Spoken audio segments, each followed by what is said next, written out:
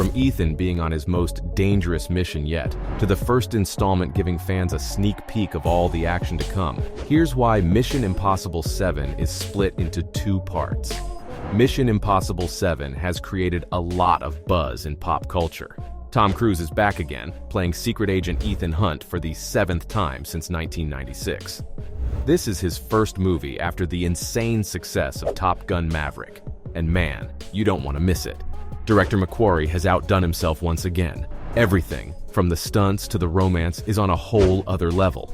The movie, Dead Reckoning Part 1, picks up after the events of Fallout, when Ethan and the Impossible Mission Force stopped a nuclear apocalypse.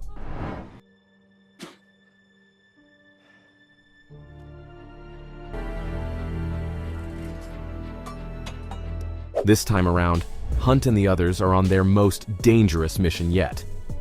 They have to stop a terrifying weapon from falling into the wrong hands before the whole world's destroyed. As they race against time, dark forces from Ethan's past show up, adding to the danger. He's forced to pick between completing the mission and saving the lives of the people he loves. I swear, the stakes have never been higher. Like other movies in the franchise, the cast is to die for. While Cruise is joined by some familiar faces, the film also has a bunch of exciting new names, including Haley Atwell, Pom Klementieff, Shea Whigham, and Charles Parnell.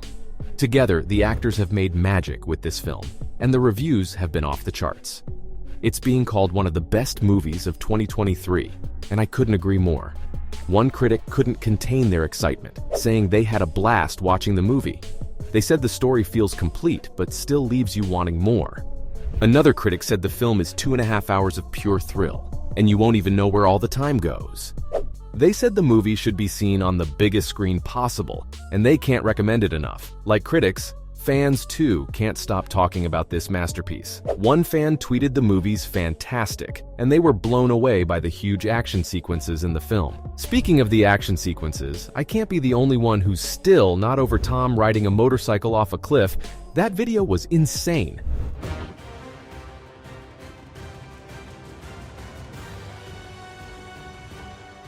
The stunt's being called the biggest in the history of cinema, and I can see why. But now that the movie's out, there's even more iconic action scenes for fans to talk about. According to one of them, you'll be at the edge of your seat the whole time. They said a car chase scene in the movie reminded them why they love summer blockbusters in the first place.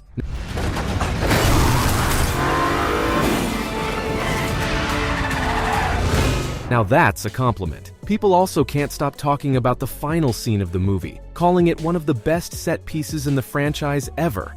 One fan said that even with the high hopes set by the older films, they were pleasantly surprised by the new one. According to them, Mission Impossible 7 does a fantastic job of being its own movie, while also laying the groundwork for the next part.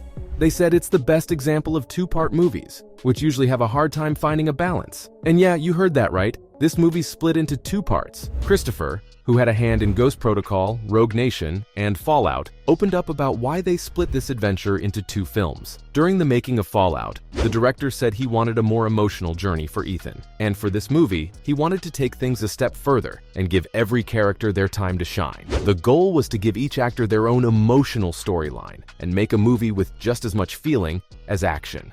In the beginning, they tried to do this with a single movie, but the film ended up being too long. They decided it's much smarter to make two movies instead, to create a balance that feels right. Chris explained how he did this, saying he divided the movie into 20-minute segments, and then removed 2 of those segments from the story of the 7th film. Once those changes were made, everything fell into place. The director said the ending of the first movie was perfect, and gave them a clear idea of how the next story would begin. By removing the 2 segments, the filmmakers had already figured out 40 minutes of Mission Impossible 8 as well.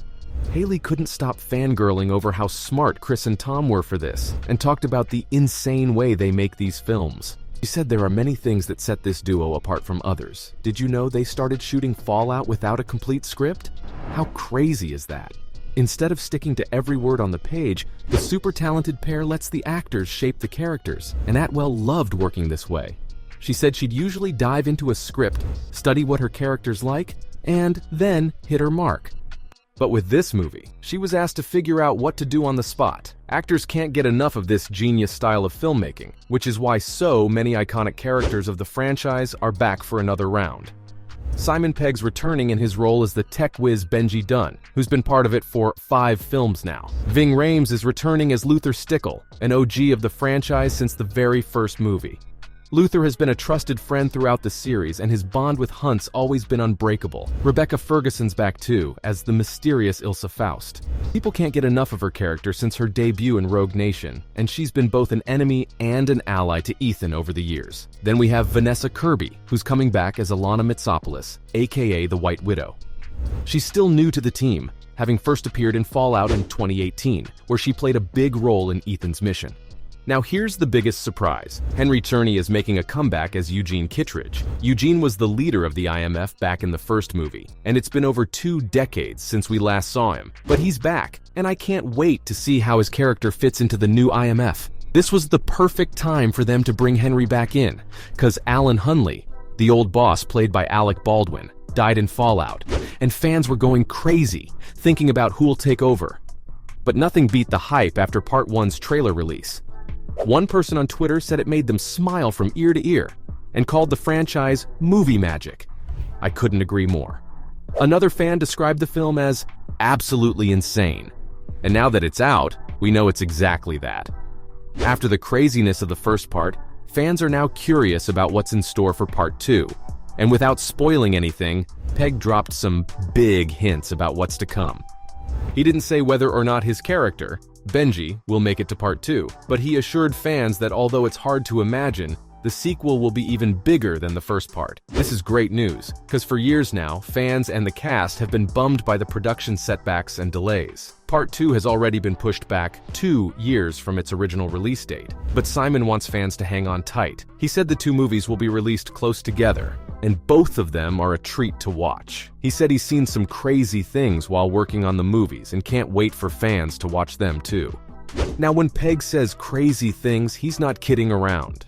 Because remember, we're talking about Cruise and his obsession with insane stunts. The things we saw in Part 1 are just the tip of the iceberg, and there's a lot more action still to come. Despite constant rumors of delays, I've got some great news for fans. Chris finally talked about how far they've gotten with filming the second part, and there's nothing to worry about. He revealed that they've finished shooting in all the international locations, except one. They've also completed most of the big action scenes, except the final groundbreaking set piece that he claims won't be like anything we've seen before. He said that while everyone enjoys Part 1 of the 7th film, the team is already hard at work on the sequel, and it's coming out in June of 2024. So, from Part 1 giving fans just a sneak peek of all the action to come, to Ethan being on his most dangerous mission yet. That's why Mission Impossible 7 was split into 2 parts.